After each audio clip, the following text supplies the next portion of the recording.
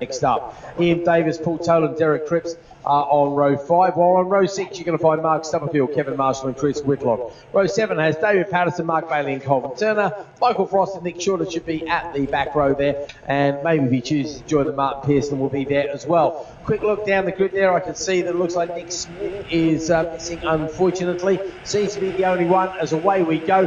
Who's going to hook it up there? Oh, I tell you what, from the middle there, I think Hayden Smith has hooked up very nicely indeed, boys. What do you reckon? Yeah, they're shaping up to be a good start to this race because they're all bunched up in the first corner. Not two front runners from the last race, but a good few people there. Yeah, it looks like I think Kev Woolley just got underneath the inside of David Ball into turn 2. Well, actually, it might be Nick Smith actually. Or Hayden actually, yeah. David Ball in third and Luke on my bike in fifth. Oh, we've got to fall it down. It looks like Mark Hayes lost the front going into Graham Hill Bend. He's up and walking and everyone's clear of him. Yeah, he's doing the usual. I'm really not happy with myself walk there. Well, as I've been saying all weekend, he has had a nightmare. So put that bike in the van, lad, and get gone. Yeah. Dave Ball will be hoping he doesn't do the same thing he did in the last lap, the last race through paddock, because he had an almighty slide through there. Yeah, I was speaking to Kev earlier, and he said the wind through there has been horrific. It was pushing them both wide, yeah. And they were having all sorts of problems. And Luke sort of said the same to me. So Luke looks like he'd had probably his worst start of the weekend. I think he was down to 5th from the front row there, but he looks like he's recovered a bit, and he's right on the back of this group of 3. So let's see what can happen. Yeah, like Kev's trying to do his escapee act again, isn't he? Let's hope that he doesn't manage to do that, because the first race today was an absolutely awesome tear up between him and Dave Ball, and there's 4 of them at it at the moment. Yeah, definitely. I think I said earlier that David had switched to the Supercars. I'm sure you've been on the Dunlops yesterday. He was, yeah. And he definitely felt a lot happier on the Supercars, and obviously the lap time showed that, as he was sitting on pole position for the start of this race. Yeah, he had a quick chat with Perry and did a couple of adjustments on his suspension, and he said they really worked a treat. Yeah, no, that's good to see. So I just wanted to go down the field a little bit. We have got a new... Oh, yeah, so that's another DNF for Calvin Nant. He had a problem, was it yesterday? Yes, the second race yesterday, we had some dirt in the carburation. But it looks like his race is done for today.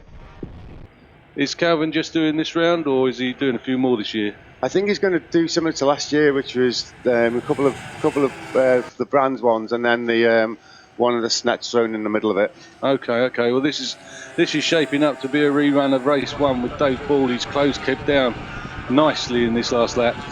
Yeah, well, Hayden Smith is he's got into 3rd place. He's holding his own there. He's obviously 0.6 behind the 2nd place of David Ball, and Luke is about the same. Yellow flag there at Paddock Hill, of course, and we just saw Mark Stubblefield coming back to the paddock as well, unfortunately. So yeah, Dave Ball backed out of an overtake there when he saw the yellows. It's a great shame. So we're losing a few at the moment. Stubblefield and Hay disappearing stage left, along, of course, with Hogan, who's now dropping down the order as well. Woolley and Ball, though, this is the battle. Is this going to be the battle all year, do we think, guys? Do we know? Or are they just picking and choosing? Yeah. I think David's committed to the championship, I think, isn't he? Well, I don't know. Yes, I think as far as I know, he is. Well, there we go. You see, that's mixed results. Last year he was saying that he wasn't going to do it this year because he's going to be running the club bike this year, and we know what it's like trying to look after more than your own bike, especially with the club bike riders in the main are much less experienced and don't have, sometimes even the mechanical knowledge. So it is harder, but we'll see. Hopefully David will hang around and stay on the grid as well. Well, he's put a huge amount of effort into that YPM bike, and hopefully what he's thinking now is that the big work has been done, and it's just a case of keeping on top of it. Yeah, for sure. And but I think the work or the priority work he has over the winter has been on the club bike. It has had a full ballet, as they say. I think he's only touched the essentials on his bike if you look at the fairing. I think he kicked the tyres on Thursday and when we're good to go. Well, fair play. He's certainly doing well with the preparation he's done, that's for sure. See, Damien Lee's branched out into another class this year as well. It's starting to happen a little bit with you guys, where people are finding other things to race as well as the good old TZRs, isn't there? Yeah, and obviously we've still got the, we've now got the Open 500 class, which YPM likes to go into. I think Ian Davis has been in that this weekend. Yeah, he has. I'm surprised more of the guys aren't taking the opportunity for a second class. Yeah, and they may well do as the year goes forward. We'll just see how that picks up.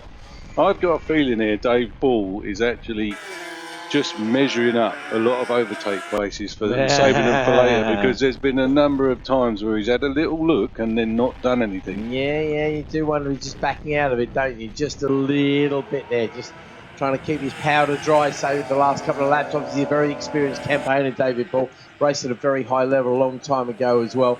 McRae and Smith having a good little battle between them as well. I just saw them. Did they just change places? Yeah, there? McRae went underneath them at Druids. And Hayden had a real big look going into Graham Hill Bend, but that didn't stick. So, yeah, he's ahead of him now, and let's see what he can do. Well, there's a big gap at the front now for some reason. Now gone out to bike lengths. 0.6 of a second there, so Woolley over Ball certainly found a bit of space, and McRae over Smith has gone out to about half a second as well. Hayward's doing well in 5th place there, ahead of Neild as well, who's the leading Clubman rider in this particular race. So it's all happening out there on track. But, I think Dave Ball's got a problem here, mechanical by the looks of it. Okay, he didn't just go. He is going slower, isn't he? There's definitely. I tell you what, I think Mr. McRae could be on for a silver medal here, because he's got to be catching him fast. Let's have a look at the split times as they hit the split. You can see it's a 33.898 and a 33.4, so about 0.5 of a second quicker or so for McRae over Ball, and that's the first time I think we've seen that. To put that into perspective, if you have a look at Kev Woolley's time, he's going about 1.1 and a second and a half, and so quicker. You're right there, Rick. Good spot. I think that is a mechanical. It looked like he couldn't get it out of paddock just now. He's lost, 3 seconds. I mean, all right, Woolley's putting the fastest lap of the race. Maybe he doesn't realise he can pretty much hit cruise control. But, that's a couple of seconds down straight away there. Still thinks Dave's breathing on him. He does, doesn't he? The gap between McRae and Ball over the line was 1.88. We'll see what it is next time round. But we've only got a couple of laps left, so obviously Dave's going to try and hang on there. Whatever the problem is, he's not too critical, because he's obviously still out there circulating. He might lose a place or two, but as you boys both know, points make prizes at the end of the day, and a few points here and there over the year make a big difference. Well, of course, the one who knows that is Luke McRae, of course, losing out the championship last year by a single point. So, wait and see. Right over the line we go then. And there's Kev Woolley. Now, it was 1.8 between Ball and McRae last time round. This time, 1.2, so half a second with 2 laps to go. At that rate, he shouldn't be caught, to be fair. And Luke has shown Hayden a clean pair of Dunlops as well there. Yeah, he's opened Dave up Ball's last lap was not as bad as it looked, to be honest. No, it wasn't, was it? I think just that Woolley really got the hammer down the lap before as well. I think it's 2 things at the same time there. Yep, totally. I was going to give a shout out to David Patterson. He's sitting in 13th place at the moment. You can see the JC against him, and that indicates our new class called a junior clubman. We've kind of dropped the rookies now, because we've been the last couple of years there haven't been that many, and we've kind of bundled the tail end riders in the main with the rookies. So any rookie comes in, or a slower back of the grid rider, we created like an internal championship to give people something to fight for. And so David yesterday he got two wins in the junior clubman, and this morning Chris Whitlock did.